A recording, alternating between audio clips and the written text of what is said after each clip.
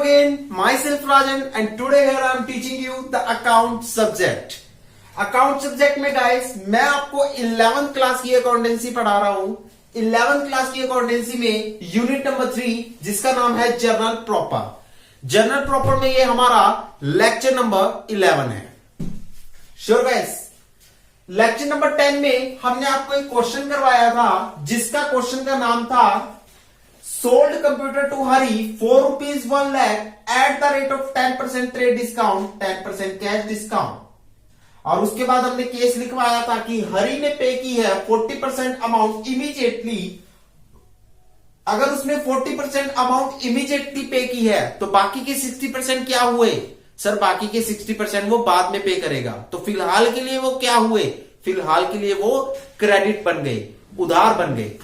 Sure guys, तो बाकी के 60% उधार बन गए। हरी ने रिटर्न कर दिए 10% ऑफ द अबव सेल, उसने 10% ऑफ अबव सेल रिटर्न कर दी।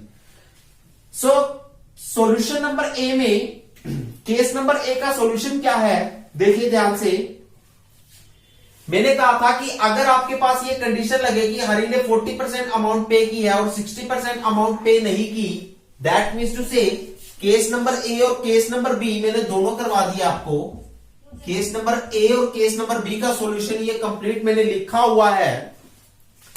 श्योर गाइस, सो अगर मैंने कहा था कि आपको कंडीशन लगी हो कि वो 40% अमाउंट पे कर रहा है और बाकी वो बाद में पे करेगा, बाकी फिलहाल के लिए उधार है, या वो 50% पे कर रहा है 50% बाद में पे करेगा, 50% अभी के लिए उधार है। श्योर जी, अगर आपको कुछ ऐसी कंडीशन लगी हो कि वो 40% अमाउंट पे कर चुका है और 60% अमाउंट पे नहीं की, वो अभी के लिए उधार है, अगर ऐसी कंडीशन लगी हो तो उस कंडीशन में हम पर्सन के नाम के साथ कैश वर्ड का भी यूज करते हैं।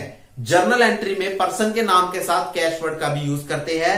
पर्सन के नाम के साथ कैश अकाउंट को भी रिकॉर्ड करके चलते हैं।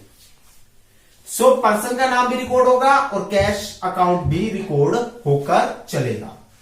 श्योर सर, ट्रेडिंग अकाउंट और कैश डिस्काउंट में कैलकुलेट तो दोनों होंगे, लेकिन जर्नल एंट्री में कैश डिस्काउंट रिकॉर्ड होता है। ट्रेडिंग डिस्काउंट कभी भी रिकॉर्ड नहीं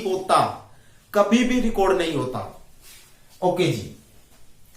सोल्ड और कंप्यूटर में सर अगर एसेट का नाम लिखा हो तो एसेट का नाम रिकॉर्ड होता है। परचेज या सेल अगर लिखा हो एसेट के नाम के साथ वो रिकॉर्ड नहीं होता, तो ये सेल रिकॉर्ड नहीं होगा, एसेट का नाम रिकॉर्ड होगा। चलिए सर, आपने हमें बेसिकली फंडामेंटल बता दिए। बेसिकली रूल के बाद हमें पता चला कि एक कंप्यूटर रिकॉर्ड होगा, हरी होगा, कैश होगा और कैश डिस्काउंट होगा। चलिए सर, कंप्यूटर, हरी, कैश रिसीव और कैश डिस्काउंट, हमने चारों आइटम्स को रिकॉर्ड कर लिया। कंप्यूटर, हरी, कैश और कैश डिस्काउंट, कंप्यूटर, हरी, कैश और कैश डिस्काउंट। अब हम इनके गोल्डन रूल लगाएंगे इन पर, और गोल्डन रूल लगाकर हम अपने बैलेंसेस को चेक करेंगे कि कौन सा डेबिट होगा और कौन सा क्रेडिट होकर चलेगा। चलिए सर, गोल्डन रूल लगाते हैं। कंप्यूटर को आप सेल कर रहे हो, कंप्यूटर को आप बेच रहे हो, तो कंप्यूटर आपकी फर्म से जा रहा है, कंप्यूटर आपकी फर्म से गोज आउट हो रहा है।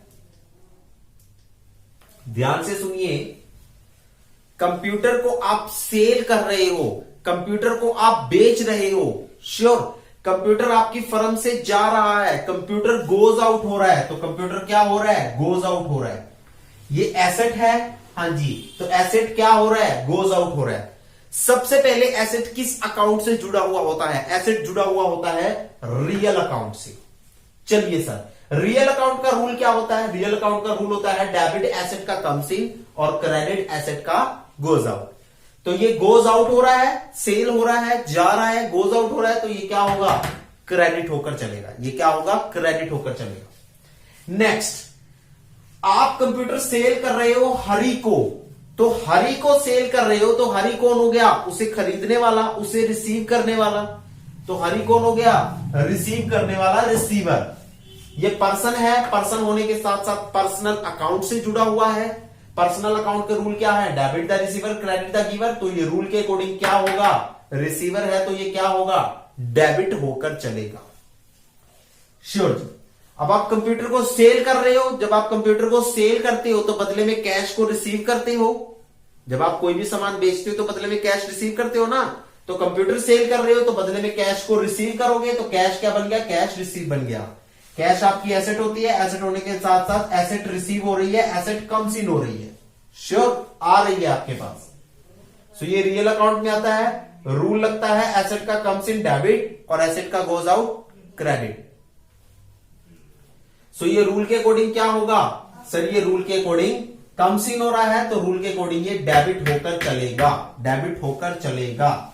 ओके जी, अब आती है कैश डिस्काउंट की बारी, अब आती है कैश डिस्काउंट की बारी। आपने कहा था जो कैश का बैलेंस होता है वही कैश डिस्काउंट का बैलेंस होगा, जो कैश का बैलेंस होता है वही कैश डिस्काउंट का बैलेंस होकर चलेगा। अगर कैश डेबिट है तो कैश डिस्काउंट भी डेबिट, अगर कैश क्रेडिट है तो कैश डिस्काउंट भी क्रेडिट। अब यहां पर कैश क्या है, डेबिट है, तो कैश डिस्काउंट भी क्या होगी, डेबिट होगी। डेबिट होने पर हम इसे किस नाम से शो करेंगे, डिस्काउंट अलाउड के नाम से शो करेंगे, डिस्काउंट अलाउड के नाम से शो करेंगे,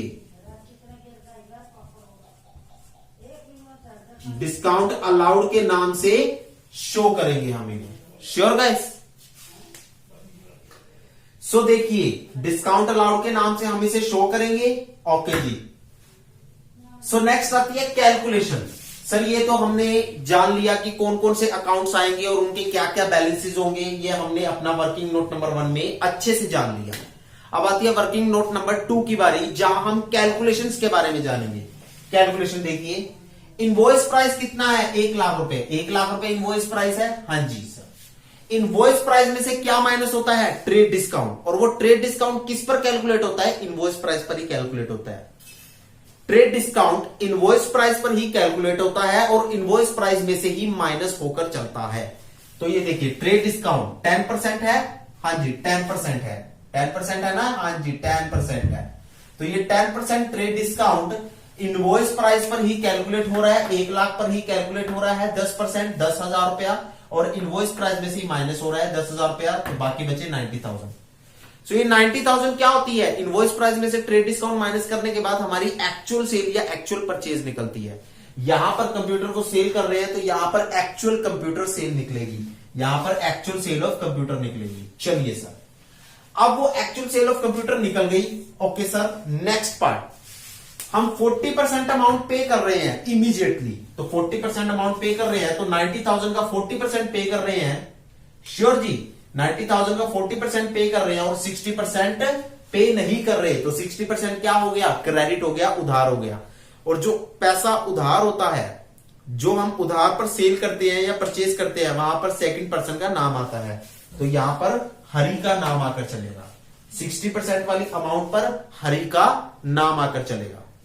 जो हम अमाउंट उधार में रखते हैं, जो हम गुड्स को उधार पर बेचते हैं या उधार पर खरीदते हैं, तो उधार वाली अमाउंट में, क्रेडिट वाली अमाउंट में जिस पर्सन से खरीद रहे हैं या जिस पर्सन को बेच रहे हैं उस पर्सन का नाम आता है, श्योर जी, तो हरि का नाम आया।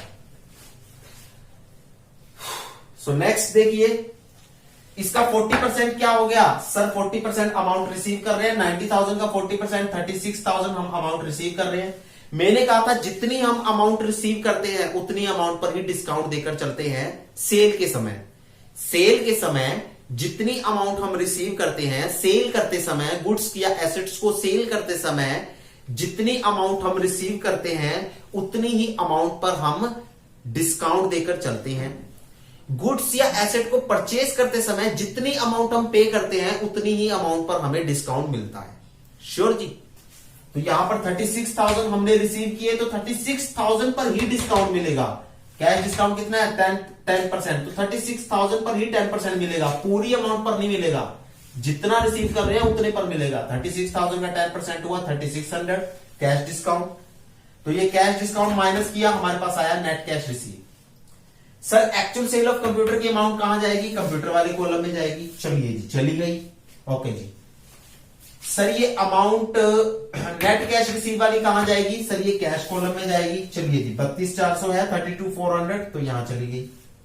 सर कैश डिस्काउंट वाली कहां जाएगी, कैश डिस्काउंट वाले कॉलम में 3600 चली गई, श्योर जी। सर ये हरी वाली अमाउंट हरी वाले कॉलम में चलेगी 54,000। अब हम जनरल एंट्री कर देंगे, हरी डेबिट हो रहा है, कैश डेबिट हो रहा है और कैश डिस्काउंट भी डेबिट हो रहा है डिस्काउंट अलाउड के नाम से। हरी डेबिट हो रहा है, कैश डेबिट हो रहा है, और डिस्काउंट अलाउड के नाम से डिस्काउंट भी डेबिट कर दिया। श्योर जी। और कंप्यूटर क्रेडिट हो रहा है, कंप्यूटर क्रेडिट कर दिया और इनकी अमाउंट्स लिख दी 90,000, 54, 32, 400, 36, 90,000, 54, 32, 400 एंड 3600। ये हमने अमाउंट लिखी और ये हमारा केस नंबर ए और केस नंबर बी की हमने एक कंबाइन एंट्री की है। सो ये हमारी case number A and case number B की कंबाइन एंट्री है, कंबाइन एंट्री है। प्रोसीजर काफी लंबा है, प्रोसीजर आप लोगों के लिए अभी फिलहाल लंबा है, तो डोंट वरी। यहां पर क्या करना है, सबसे पहले बेसिकल रूल लगेंगे। बेसिकल रूल से हम देखेंगे कि क्या रिकॉर्ड होगा, क्या रिकॉर्ड नहीं होगा। फिर गोल्डन रूल लगेंगे। सेकंड पॉइंट, गोल्डन रूल लगने के बाद नॉर्मल कैलकुलेशन होगी जो सबसे इजी है, नो डाउट। इनवॉइस में से ट्रेड डिस्काउंट माइनस किया, एक्चुअल सेल आ जाती है, जितना दिया है उस पर, जितना अमाउंट रिसीव की है उस अमाउंट पर कैश डिस्काउंट निकाला, नेट अमाउंट रिसीव निकाल दी, और जितनी नहीं की वो क्रेडिट में है वो पर्सन के नाम से लिख दी। श्योर।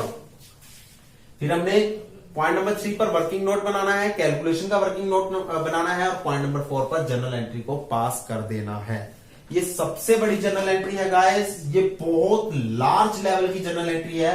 इसे अपनी नोटबुक्स में नोट डाउन कीजिए और फिर हम आपको कराएंगे part number C, please.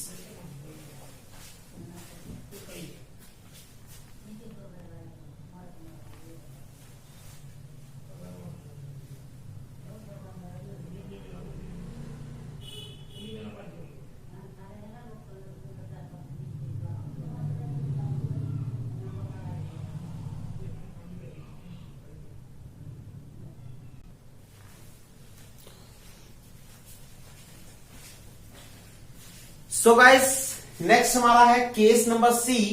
Case number C में देखिए, हरी ने रिटर्न किए हैं 10% ऑफ द अबव सेल। देखिए हमने क्या की थी, सेल की थी। सेल क्या हो रही है, रिटर्न हो रही है। तो सबसे पहले क्या बनेगी, जो हरी ने रिटर्न्स की हैं, हरी ने जो रिटर्न्स की हैं वो क्या बनेगी, वो बनेगी सेल्स रिटर्न। वो क्या बनेगी, सेल्स रिटर्न। यहां सेल्स रिटर्न को क्या नाम देंगे, सेल्स रिटर्न को सेल्स रिटर्न का नाम कब देते हैं, जब वो गुड्स होती है। लेकिन यहां हम सेल्स रिटर्न को क्या नाम देंगे, हम यहां सेल्स रिटर्न को कंप्यूटर रिटर्न का नाम देंगे। सेल तो लिखा नहीं जाएगा, कंप्यूटर लिखा जाता है ना, सेल और परचेज की जगह कंप्यूटर एसेट का नाम लिखा जाता है। तो यहां सेल्स रिटर्न की जगह कंप्यूटर रिटर्न हो गया। चलिए सर, जो हरी ने रिटर्न किया है वो हमारी सेल्स रिटर्न बनेगी, और सेल्स रिटर्न आपका क्या बनेगा, कंप्यूटर रिटर्न बनेगा। चलिए जी सर, जर्नल एंट्री क्या होगी, देखिए कंप्यूटर रिटर्न क्या होगा, क्रेडिट होता है। देखो सेल्स रिटर्न क्या होती है, सेल्स रिटर्न डेबिट होती है, सेल्स रिटर्न डेबिट होती है। सेल आपकी क्रेडिट होती है तो सेल रिटर्न अपोजिट होती है उसकी, सेल की, यानी कि डेबिट होती है। तो कंप्यूटर रिटर्न भी क्या होगा, डेबिट होगा। चलिए जी सर, नेक्स्ट क्या होगा, जिस पर्सन ने रिटर्न किया है उस पर्सन का नाम आता है। जिस पर्सन ने रिटर्न किया है, हरी ने रिटर्न किया है तो हरी का नाम आएगा। हरी ने रिटर्न किया है तो हरी का नाम आएगा, और हरी का नाम आ गया। हरी का नाम क्या होगा, अगर ये डेबिट है तो हरी का नाम ऑटोमेटिकली क्रेडिट हो जाएगा, ऑटोमेटिकली क्रेडिट हो जाएगा। सर वर्किंग नोट बनाते हैं। देखिए वर्किंग नोट कितना कर रहा है, 10% कर रहा है। 1 लाख का 10% दे रहा है, 1 लाख का 10% रिटर्न कर रहा है। तो कितना रिटर्न कर रहा है, 10,000 रुपए का सामान रिटर्न कर रहा है। श्योर जी, 10,000 का इनवॉइस प्राइस रिटर्न कर रहा है। देखिए 1 लाख रुपए क्या था आपका, इनवॉइस प्राइस था। ध्यान से देखिए, इसको थोड़ा सा समझने की कोशिश कीजिएगा। इनवॉइस प्राइस कितना है, इनवॉइस प्राइस के केस में इनवॉइस प्राइस कितना है, मैंने कहा था जो रिटर्न की कैलकुलेशन होती है वो एक्चुअल सेल या एक्चुअल परचेज पर की जाती है। मैंने यही कहा था ना, हाँ जी। तो एक्चुअल सेल या एक्चुअल सेल कितनी थी, 90,000 की थी। ये देखिए एक्चुअल सेल कितनी थी कंप्यूटर की, 90,000 थी। वर्किंग नोट में देखिए, जो मैंने पीछे वर्किंग नोट करवाया था केस नंबर ए और बी का, उसमें एक्चुअल सेल ऑफ कंप्यूटर कितनी थी, 90,000 थी। हाँ जी, तो एक्चुअल सेल ऑफ कंप्यूटर कितनी है सर, 90,000 है। तो यहां पर मैं लिख सकता हूं, चलिए एक्चुअल सेल ऑफ कंप्यूटर कितनी है, एक्चुअल सेल ऑफ कंप्यूटर है 90,000। कितनी है? 90,000। चलिए जी सर, अब इस एक्चुअल सेल ऑफ कंप्यूटर पर ही हम रिटर्न की परसेंटेज कैलकुलेट करेंगे। हाँ जी, रिटर्न की परसेंटेज कितनी है? 10%। तो इसी का 10% करेंगे। हाँ जी, तो रिटर्न क्या होंगी? रिटर्न्स कितनी हुई?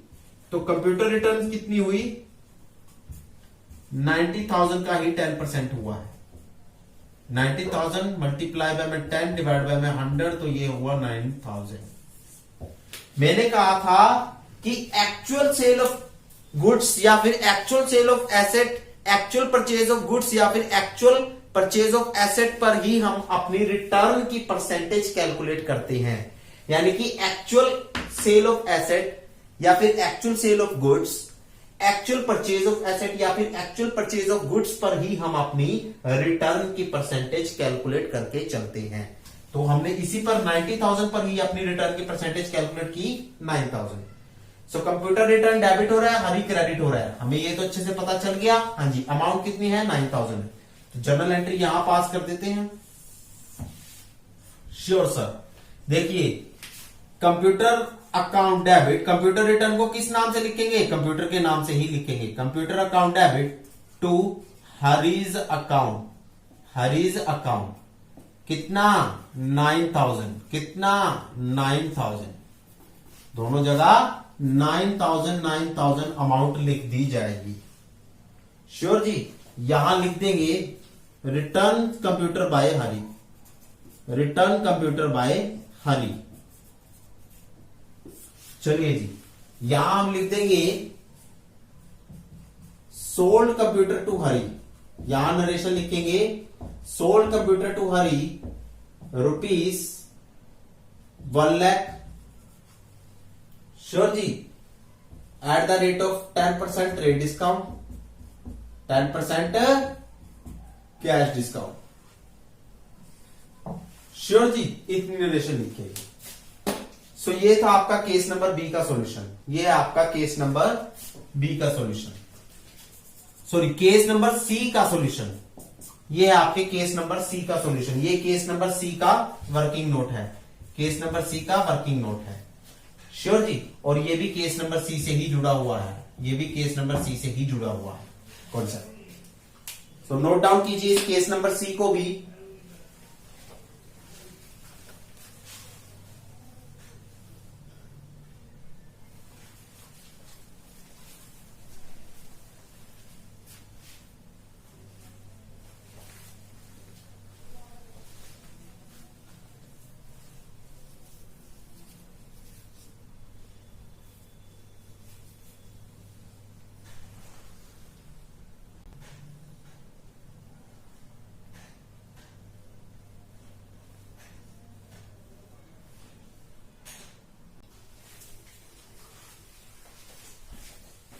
सो गाइस, जो नेक्स्ट टॉपिक आपके पास रिफ्लेक्ट होकर चलता है उस टॉपिक का नाम है बैड डेब्ट। उस टॉपिक का नाम है बैड डेब्ट। ये वर्ड आपने अक्सर सुना होगा, बैड डेब्ट। बैड डेब्ट का मतलब क्या होता है? बैड डेब्ट ऑफ अमाउंट। बैड डेब्ट ऑफ अमाउंट। श्योर जी। इसका मतलब क्या